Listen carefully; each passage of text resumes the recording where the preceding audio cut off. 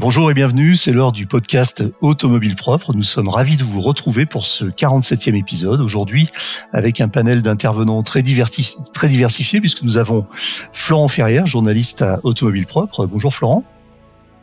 Bonjour Eric, bonjour à tous. Michael Torregrossa, habitué et rédacteur en chef de Clean Rider. Salut Mika. Salut Eric. Et Hugo Lara, rédacteur en chef de Révolution énergétique.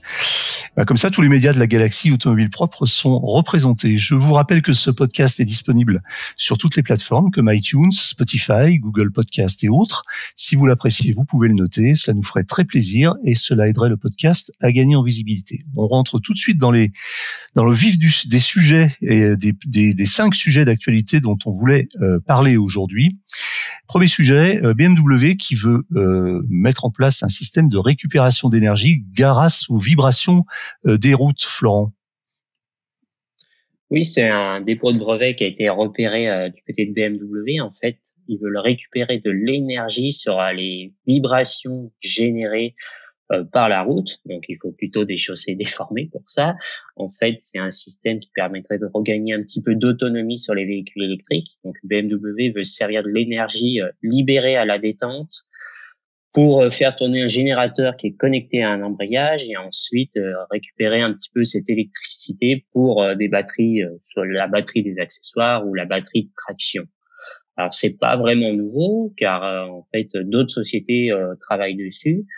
Audi a travaillé dessus il y a quelques années, même si on n'entend plus trop parler du projet. Donc peut-être qu'ils ont jugé que les gains étaient un petit peu marginaux pour l'investissement que ça représente. Alors, Audi, effectivement, avait présenté ce système d'amortissement récupérateur d'énergie en 2017 à l'occasion du lancement de la génération précédente de l'Audi A8, qui était le vaisseau amiral de la marque et qui l'est toujours. Et effectivement, l'un des axes de communication de ce lancement, c'était de présenter un système d'amortisseur totalement inédit qui permettait de récupérer de l'énergie en fonction, effectivement, de la compression et de la décompression des amortisseurs et de transformer la chaleur en énergie qui allait alimenter une batterie d'hybridation légère. Effectivement, on n'en a plus trop entendu parler. Ce qui est intéressant, c'est de voir qu'en fait, les constructeurs cherchent absolument tous les moyens pour gagner un petit peu en autonomie, en énergie et en efficience. Et ça me rappelle aussi ce projet de vélo qui s'appelle le Super Wheel, et en fait qui est un vélo qui est censé récupérer un petit peu d'énergie électrique ou fournir de l'énergie électrique avec le poids de la personne qui est dessus. C'est-à-dire qu'en fait, on considère que le poids est aussi une forme d'énergie lorsqu'il est utilisé avec un système d'amortissement, et que ce système d'amortissement permettait d'alimenter un peu une batterie. Alors beaucoup ont dit que c'était du bullshit et que ça fonctionnerait jamais.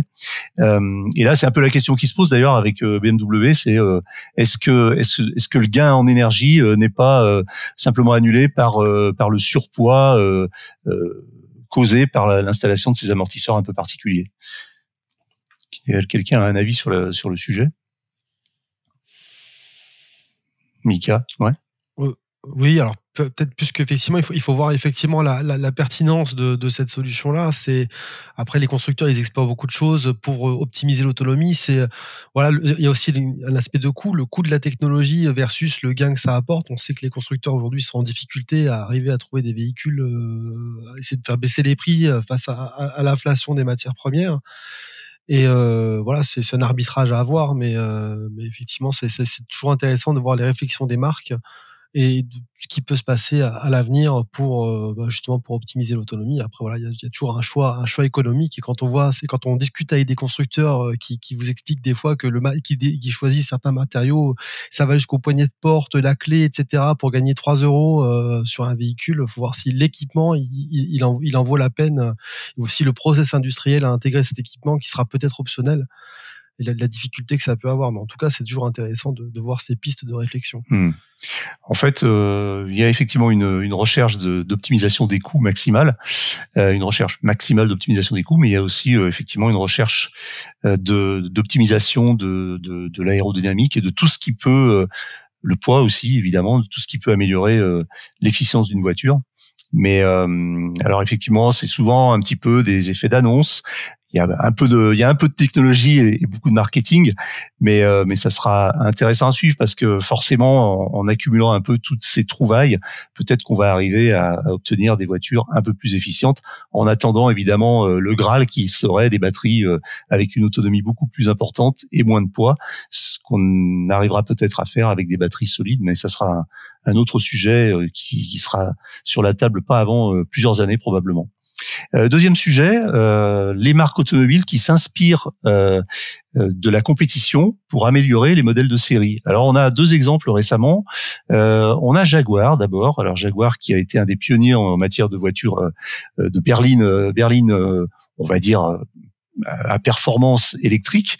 Et puis donc on a Thomas Müller, qui n'est pas le footballeur du Bayern de Munich, mais le directeur de l'ingénierie produit de la marque Jaguar, qui pour lui, selon lui, la Formule E dans laquelle est engagé Jaguar est aussi un moyen de créer des échanges entre les ingénieurs de l'automobile et du sport. Et d'ailleurs, la prochaine plateforme de développement de Jaguar pour l'électrique, une plateforme qui s'appelle Pantera, bénéficiera de ces technologies. Alors, ce qui est intéressant, c'est de faire le parallèle avec ce que fait aussi Porsche, qui travaille très très assidûment sur le développement de ces plateformes électriques, avec un objectif d'avoir plus de 80% de sa gamme entièrement électrifiée à l'horizon 2030, et qui a commencé d'ailleurs avec un certain succès avec le Taycan, donc il y a une preuve de concept, on va dire. Et Porsche travaille aussi sur le sujet, aussi à travers la Formule E dans laquelle la marque est engagée, et pour améliorer l'efficience des voitures. Alors, si on suit un peu les règlements de la Formule E, on sait qu'ils évoluent vers beaucoup plus d'efficience avec des batteries qui sont à la fois plus légères et plus efficientes, et des courses qui sont maintenant réduites à 45 minutes de façon à garder la même voiture, je crois, pendant toute la course, alors qu'avant les courses supposaient un changement au milieu de course, et la possibilité de faire une petite recharge pendant la course. Donc tout ça concourt à aider les marques à aller vers plus d'efficience, et donc après que cette efficience se retrouve dans la voiture de Monsieur Tout le Monde, dans les prochaines voitures électriques. Alors là on parle de marques haut de gamme, mais on peut espérer que ça ruisselle un petit peu aussi sur les voitures plus économiques. On peut aussi mentionner Lucid, le groupe américain qui produit donc la fameuse Lucid Air, qui est considérée par certains comme l'une des voitures électriques les plus abouties de la génération actuelle, et qui est une voiture avec une très forte efficience, puisque la Lucid Air, dans sa version la plus performante, atteint une autonomie de plus de 800 km, 835 km, avec une seule charge, et 835 km testés, éprouvés. Et bien Lucid Air, c'est pareil. Lucid Air est une entreprise, on le sait moins, mais qui a fourni le monde de la Formule E pendant 4 ans, de 2018 à 2022, en équipement électrique, en groupe motopropulseur et en batterie. Et c'est cette expérience qui a été accumulée pendant ces 4 années de compétition qui a permis à Lucid, qui le revendique d'ailleurs, de proposer des voitures qui sont parmi les plus efficientes du monde en termes d'autonomie. Alors on a aussi un autre engin qui propose une autonomie record.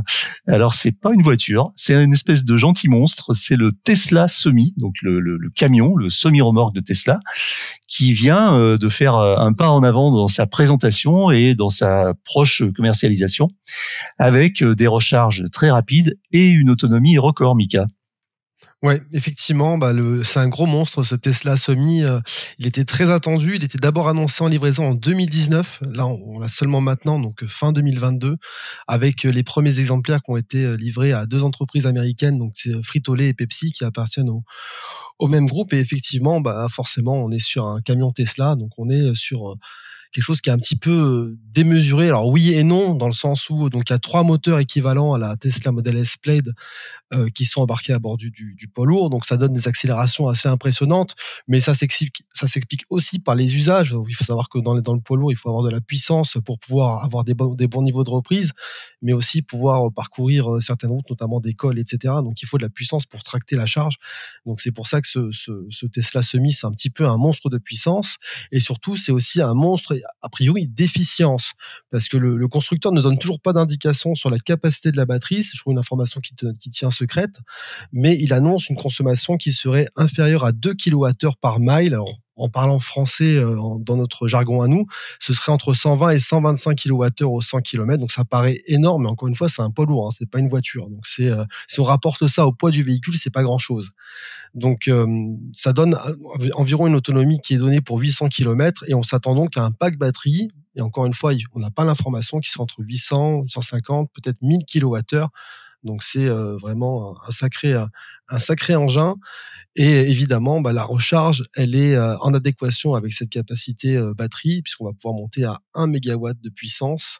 Donc c'est assez colossal. Donc c'est des superchargeurs spécifiques qui sont conçus pour les poids lourds Tesla, puisqu'au-delà de la puissance, il faut aussi avoir une infrastructure, un espace qui soit adapté à la taille des camions. Donc c'est un semi-remorque, donc c'est très long. Et donc tout ça, ça se construit. Donc pour l'instant, le Tesla Semi, il n'est commercialisé qu'aux États-Unis. C'est $180 000 pour la version dite à grande autonomie. Donc c'est a priori c'est des prix hors taxe, et $150 000 pour les versions d'entrée de gamme qui ont une autonomie qui est un peu inférieure à 500 km. Donc c'est cher, c'est plus cher qu'un équivalent diesel, mais Tesla promet de pouvoir rentabiliser l'investissement après 3 années d'exploitation seulement. Donc voilà, faut voir après si les transporteurs vont y aller ou pas, sachant qu'il y a toujours cet enjeu d'infrastructure. Il faut résoudre le problème de l'œuf et de la poule, mais je pense que Tesla, pour le coup, a montré la voie avec ses autres modèles sur le segment des voitures particulières. Donc il va déployer ces superchargeurs pour les poids lourds aux États-Unis pour commencer. Pour l'Europe, on ne sait pas trop quand est-ce que ça va arriver. J'étais sur le site de Tesla France tout à l'heure. On n'a même pas l'onglet semi qui existe, hein. J'ai cherché un peu partout. Le semi n'est pas mis en avant, donc je pense qu'il est quelque part, mais il n'est pas vraiment mis en exergue. On n'a toujours pas de tarif français, donc il faudra sans doute attendre un petit peu. Et je pense que Tesla, dans un premier temps, va s'atteler à lancer un petit peu la machine sur le marché américain avant de s'étendre à l'Europe un peu plus tard. Dans un sens, il n'y a pas vraiment d'urgence. Le camion électrique en Europe, on n'y est pas vraiment encore, surtout que c'est quand même un véhicule qui est conçu pour la longue distance. On est sur un tracteur, on n'est pas sur un camion qu'on appelle les porteurs. Donc voilà, on n'a pas d'infrastructure en Europe non plus, il y a tout à construire. Donc s'il arrive qu'en 2025 ou même en 2030, je pense qu'il sera encore dans les temps, parce que les autres constructeurs européens sont pas prêts non plus. Alors c'est intéressant parce que Tesla est en train de rendre le secteur du transport routier et du camion presque sexy avec cet engin. Côté recharge, on parle de méga chargeurs, c'est ça? C'est-à-dire tu l'as mentionné, hein, des recharges qui sont entre 5 et 10 fois plus puissantes que les superchargeurs actuels pour les voitures. Ce qui correspond d'ailleurs, si on parle de la consommation, tu as parlé de à peu près 120, c'est ça, 120, 120-125 kWh au 100 c'est ça. km. Et pour comparer, hein, pour remettre en perspective, une voiture moyenne électrique, c'est entre 15 et 20 ou entre 15 et 25 kWh au 100 km. Donc là, on est sur des ordres de grandeur x5. Et les méga chargeurs, ça serait à peu près la même chose. Donc en fait, tout est multiplié et surmultiplié avec cet engin qui en plus a de la gueule, hein, parce qu'il est quand même assez profilé par rapport aux tracteurs et aux fers à repasser qu'on voit sur les routes américaines, qui sont par ailleurs aussi superbes, mais c'est un autre esprit. Et ça va être aussi marrant de voir ces engins passer dans un silence relatif, même si les bruits de roulement seront certainement très importants. La question que je me pose, c'est est-ce qu'on sait ça, la batterie est intégrée dans le tracteur, ou est-ce que elle fera partie de la remorque? Alors, je sais qu'il y a des projets de constructeurs qui ont des batteries dans la remorque, mais a priori, tout est dans le tracteur chez Tesla. Effectivement, ça a vérifié, mais le problème, c'est comme les remorques qui les échangent, je pense généralement que tout est intégré dans le tracteur. Mais effectivement, je sais qu'il y a des projets, en tout cas, d'intégrer en plus du tracteur, parce qu'on a quand même des problèmes d'espace sur le véhicule, des batteries aussi au niveau de la remorque. Mais on n'a pas cette information, je crois, chez Tesla. Alors, je laisse mes confrères éventuellement donner d'informations, mais je crois pas que ce soit intégré dans la remorque. Okay. En fait, quand on regarde les tracteurs américains de dernière génération, il y a aussi quelque chose qui frappe, c'est l'espace habitable, puisque c'est absolument énorme, hein. Vous avez pratiquement sur les dernières générations un vrai petit appartement, qui est l'équivalent pratiquement d'une caravane derrière la cabine du conducteur, dans laquelle il y a un confort, un très très grand confort, beaucoup de place et de luxe même. Et il semblerait que le semi-Tesla soit un petit peu plus petit. Je ne sais pas, est-ce que c'est une impression, ou est-ce que justement il y a un problème de logement des batteries? C'est la question que je me posais aussi, justement, parce que c'est vrai que sur le transport longue distance, il y a des camions qui ont des couchettes. Je suis pas sûr qu'il en ait, en fait, hein. J'ai pas vu de photo d'intérieur, en tout cas, qui montrait un zone pour faire dormir le chauffeur. Donc ça veut dire que en matière d'usage, ce sera pas non plus des grands corridors du style des camions qui partent d'Espagne et qui vont aller jusqu'au Danemark ou en Pologne chez nous. Donc ce sera plutôt des trajets courts. C'est peut-être plus adapté aussi à un camion 100% électrique. Messieurs, ça vous inspire? Hugo, Florent? Moi, la question que je me pose, c'est surtout sur la puissance de recharge. 1000 kW, c'est énorme. 1 MW, c'est l'équivalent de 500 ballons d'eau chaude qui se lancent simultanément. Donc à peu près 500 logements qui produisent de l'eau chaude. Tout ça pour un seul camion. C'est vrai que ça pose pas de problème pour l'instant. Ça ne posera pas de problème tant que la part de marché du camion électrique sera relativement faible.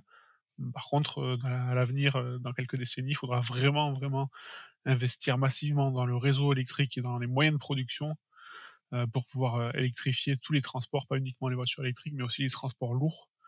Et donc c'est un vrai défi, surtout à l'heure actuelle. On voit qu'on a un taux d'électrification qui n'est pas énorme en France, que ce soit dans les transports ou même dans l'industrie, et on a déjà des problèmes au niveau de la production électrique. Donc voilà, c'est un énorme défi qui est à relever. 1 mégawatt, je crois que pas grand monde réalise ce que ça représente réellement. Florent, je te vois acquiescer, j'ai l'impression que tu as un truc à dire. Non, je m'étais fait la même réflexion dans ma tête en me disant comment on arriverait à recharger ça en France, quoi. Après voilà, je me dis c'est un pur produit Tesla, c'est-à-dire qu'il est beau, il est moderne, il est acheté par des entreprises qui ont envie qui se payent de la pub avec. Tout à l'heure on parlait du prix du véhicule, mais l'entreprise qui l'achète finalement c'est presque un investissement de communication pour moi, ce genre d'engin. De l'avoir. Donc tu penses que c'est aussi effectivement un engin un petit peu, un vaisseau amiral, un emblème comme ça de la marque et qui montre un peu son savoir-faire aussi et qui montre qu'elle est capable de faire autre chose que seulement des voitures. Après, on voit quand même qu'il est arrivé avec 3 ans de retard, donc déjà, c'est un vaisseau amiral qui n'a pas non plus été une priorité pour la marque. C'est clair. Bonne remarque. Et d'ailleurs, mais de toute façon, en fait, on finit par s'habituer parce que c'est un peu toujours pareil. Le temps Tesla, comme on dit, le Elon time, est pas tout à fait le même que notre temps à nous. C'est-à-dire que généralement, quand une annonce est faite avec une date de sortie, avant on disait qu'on rajoutait 2 ans, maintenant on rajoute 5 ans facilement. Je rappelle, je crois que la Tesla Roadster 2 devait sortir en 2020, non, 2019 ou 2020, elle a été annoncée, présentée en 2017, et on est en 2022 et on n'a toujours aucune nouvelle. Bref, on verra bien comment ça se passe. En tout cas, je suis impatient d'en croiser un si à l'occasion d'un prochain voyage outre-Atlantique, si ça se produit, de voir un petit peu à quoi ressemble ce Tesla Semi. Alors justement, on parlait d'approvisionnement en énergie et puis des éventuelles pénuries qui nous guettent là en ce moment au coin du bois. Et on a un pays à côté de chez nous qui vient de prendre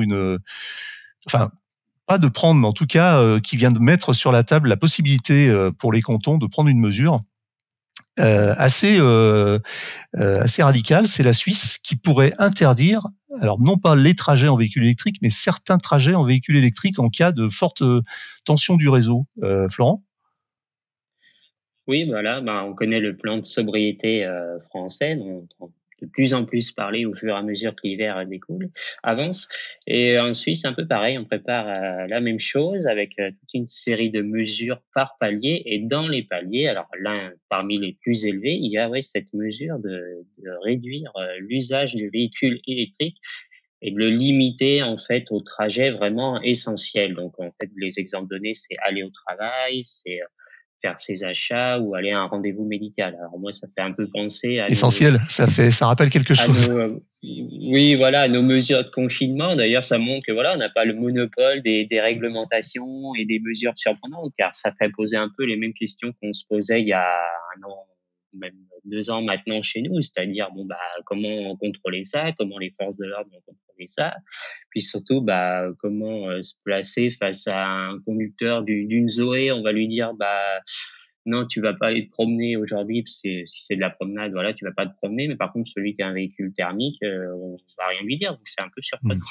C'est sûr que là, le principe d'égalité paraît pas forcément, qui nous est très cher, paraît pas forcément respecté, mais enfin bon, effectivement, on a vu le même genre de mesures pendant les confinements dus au Covid.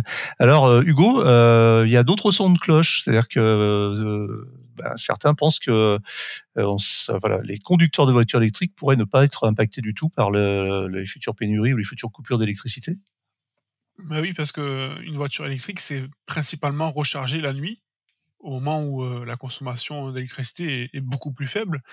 Donc a priori, la plupart, des utilisateurs de véhicules électriques n'auront pas vraiment de conséquences, de ces coupures puisque, j'ai retrouvé une enquête d'Enedis qui a été réalisée en 2020 et qui disait que 88 des utilisateurs de voitures électriques, ne rechargeaient déjà jamais sur les bornes publiques et en plus 80 se rechargeaient entre 18:00 et 7:00 donc chez eux. Il y a juste la petite, partie entre 18:00 et 20:00 qui est problématique, mais au final, eh bien, au lieu de démarrer à 18:00 ou 19:00, la recharge elle démarrera à 20:00, 21:00, voire même minuit, pourquoi pas. D'autant plus que la plupart des Heu, voitures ont un système de programmation de recharge, donc on peut faire ça à voilà, l'avance. et donc même, en démarrant à minuit, ce qui est relativement tard, eh bien, le matin à 8:00, on aura, au lieu d'avoir 100 de recharge, on aura 70-80. Pour les trajets du quotidien, c'est largement suffisant. Mmh. Il y a quelques utilisateurs qui pourront être, impactés. C'est notamment ceux qui font des road trips, donc un long trajet sur, l'autoroute. On doit se recharger sur une station de recharge ultra rapide, sur une aire d'autoroute. Voilà, si on tombe au mauvais moment, c'est-à-dire pendant les pics, entre 18:00 et 20:00 le matin, entre 9:00 et 13:00, et bien voilà, on devra patienter la fin de ce délestage, et puis reprendre, la recharge plus tard. Mais de toute façon, tout le monde sera à peu près logé à la même enseigne puisque même si on arrive avec un réservoir, de carburant, essence ou diesel vide, à une station essence, en cas de coupure d'électricité, la station essence ne pourra pas débiter de carburant. Il y a vraiment rien qui fonctionne, hein, en cas de coupure, d'électricité. On se rend pas bien compte, mais même des choses qui n'ont rien à voir avec Mmh. l'électricité ne fonctionneront Mmh. pas. Donc tout sera paralysé, qu'on soit en voiture Mmh. électrique ou non. Donc au final, Ouais, d'ailleurs, il y a pas vraiment d'impact je lis spécifique. souvent en ce moment que une petite confusion, c'est que les gens disent les gens qui se chauffent au gaz avec une chaudière ne seront pas impactés. Eh ben si, parce qu'une chaudière, ça fonctionne d'abord à l'électricité, ça fonctionne, c'est connecté, c'est branché sur le secteur. On pourra plus utiliser nos téléphones parce que s'il y a une coupure générale, les relais GSM seront coupés aussi, etc., etc. Effectivement, alors c'est à mettre en perspective avec ce qui s'est passé cet été en Californie pour d'autres raisons. Alors c'était des raisons plutôt de canicule, où pendant quelques semaines, l'État de Californie avait, alors non pas interdit, parce que ça c'est pareil, ça a été mal interprété, mais avait fortement recommandé aux utilisateurs de voitures électriques de ne pas recharger leur voiture sur des chargeurs ou débit entre, je crois, 17h et 19h, enfin à l'heure de pointe. Donc c'était pas une interdiction, c'était pas généralisé, mais c'était déjà un signal qui était envoyé.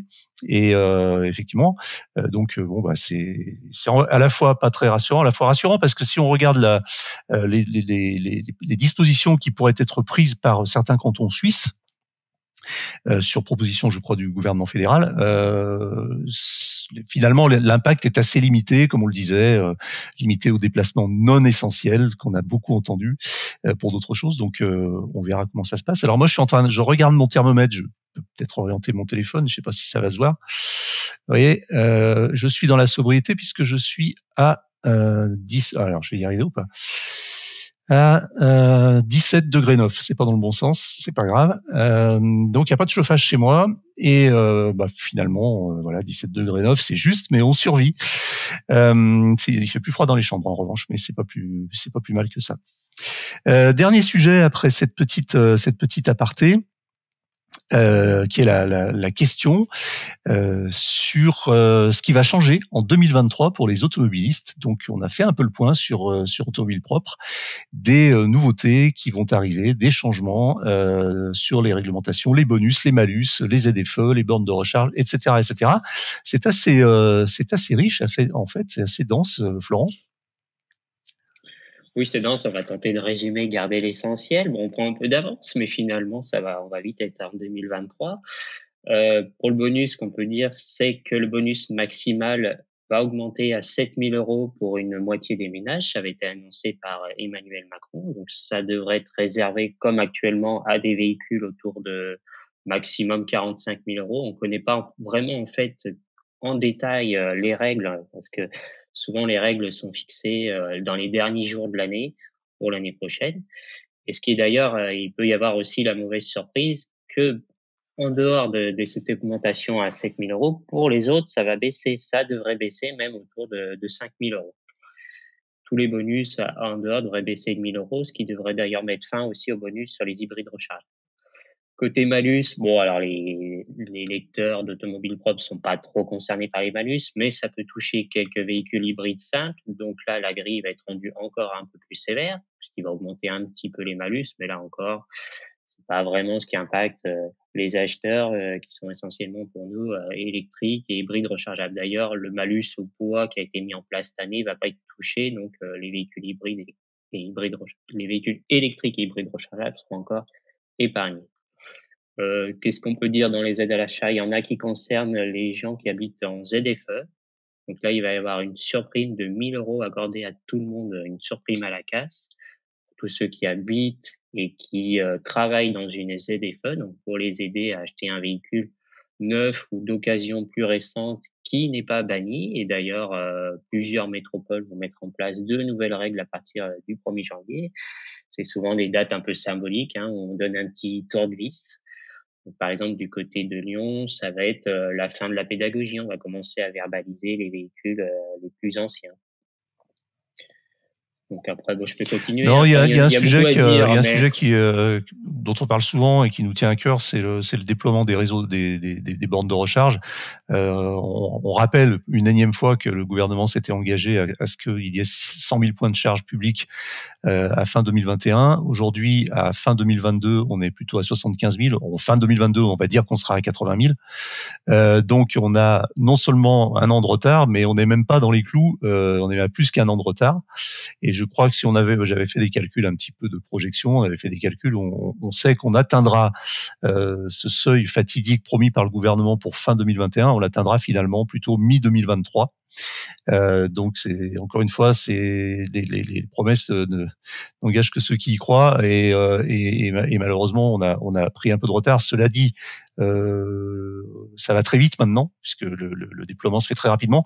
Peut-être un mot sur justement cette obligation qu'aujourd'hui, je sais pas qui veut rebondir là sur ce sujet, sur les stations, sur l'obligation qu'ont les stations service d'autoroute, je crois, hein, de s'équiper obligatoirement avec au minimum X bornes de recharge. Ça consiste en quoi exactement? C'est une ou plusieurs bornes de recharge? Au début, je croyais que c'était une, mais c'est plutôt 4 bornes de recharge, non, Mika? Il y a des minima imposés. Alors, j'ai pas tous les chiffres en tête, mais effectivement, il y a des minima qui sont imposés aux exploitants d'aires de service. Donc, soit ils le font eux directement, soit ils sous-traitent à des prestataires comme Fastned ou autres. Mais ce qui est intéressant, c'est qu'au-delà des aires de service, donc là, ils ont étendu un petit peu il y a des aides qui sont sorties il n'y a pas très longtemps concernant les petites stations-service aussi, pour qu'elles aussi puissent s'équiper. Donc, parce que c'est vrai qu'on parle beaucoup d'autoroutes et de grands axes, mais le réseau secondaire, il va falloir aussi qu'il s'équipe petit à petit.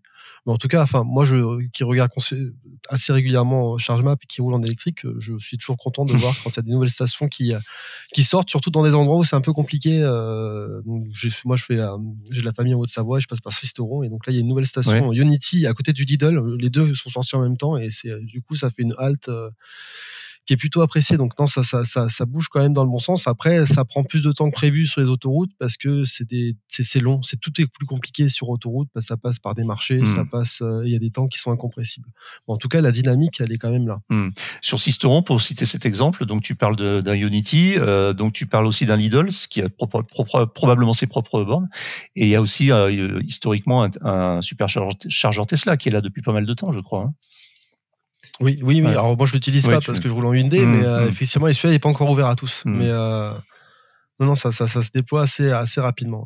Alors il y a petit tuyau, nos confrères du groupe Facebook qui s'appelle Superchargeur pour tous, que je recommande, sur lequel vous avez l'actualité et la météo, on va dire pratiquement heure par heure des ouvertures de stations haut débit partout en France. Et si vous allez jeter un œil de temps en temps, vous allez voir que c'est vraiment impressionnant le rythme de déploiement et d'ouverture en ce moment.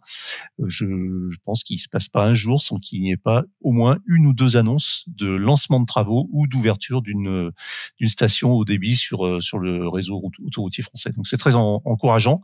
Et si on a pris ce retard d'1 an et demi, il se peut qu'après on rattrape le temps perdu et que ça soit très exponentiel finalement.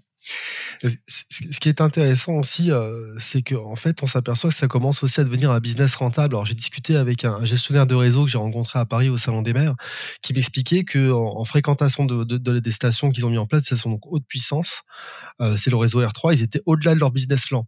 Donc c'est plutôt encourageant. Donc si ça devient un business rentable, donc ça va se déployer de plus en plus vite. D'ailleurs, on voit qu'il y a de plus en plus d'acteurs qu'on connaissait pas il y a 2 ans qui sont arrivés sur le marché maintenant. Exactement, ouais, ça va se déployer plus vite et ça va effectivement aiguiser un petit peu les appétits de la concurrence. Peut-être un dernier mot, Hugo, sur ce sujet, toi qui a un point de vue un petit peu de l'expert en énergie au pluriel. Alors moi, je me souviens avoir écrit un poisson d'avril pour le 1er avril 2018 et le titre de ce poisson d'avril, c'était « Les stations-service devront s'équiper de bornes de recharge d'ici 2020 ». Et en fait, on est 4 ans après et c'est pas du tout utopique, c'est une réalité quoi, au final. Et je suis bien content de voir qu'en si peu de temps, une idée qui paraissait un peu folle, devient réalité. Oui, c'est une excellente chose et je pense que ça aurait dû être fait avant et ça devrait être élargi à toutes les stations service de France. Il n'y a pas tellement que ça. De toute façon, moi, je pense que ça arrivera naturellement puisque il y a énormément de stations essence qui ferment progressivement et bon, le seul business possible, ce sera à l'avenir de vendre de l'électricité pour les véhicules électriques. Très bien. Comme quoi, un poisson d'avril peut être aussi une forme d'anticipation. C'est terminé pour aujourd'hui, mais l'actualité de la voiture électrique ne s'arrête jamais. Retrouvez-la heure par heure sur automobilepropre.com. Pensez bien à vous abonner via votre plateforme préférée afin de ne rater aucun épisode. Et n'oubliez pas de noter le podcast sur les plateformes. C'est le meilleur moyen de nous faire connaître. N'hésitez pas également à nous faire vos retours, remarques et suggestions. On répond généralement à podcast@automobilepropre.com. Quant à nous, nous vous disons à la semaine prochaine pour un nouveau numéro de Automobile Propre, le podcast, qui sera une interview d'un acteur de l'électromobilité qui propose un dispositif assez original. À bientôt, salut.